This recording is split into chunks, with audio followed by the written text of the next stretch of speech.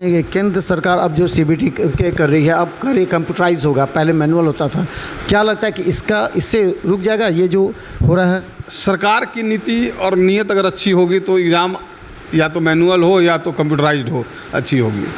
लेकिन अगर सरकार की नीति ही नहीं अच्छी है, आप एनटीए, सीधी सी बात है कि एनटीए को आप एग्ज़ाम कंडक्ट करने का बीरा दिए हुए हैं और एनटीए में जितने भी वर्कर हैं, चाहे जितने भी स्टाफ आपने रखा है, वो आप प्राइवेट से हायर किए हुए हैं। तो प्राइवेट वाले लोग को तो 1000, 10,000, 5,000 करोड़ का लोभ दीजिएगा तो वो तो बिक ही जाएंगे। तो इसकी क्या गारंटी है? आप किसी का कुछ भी कर लीजिए, सरकारी संस्था पे ही, एनटीए के ही संस्था पे आपका पूरा ब्लेम है।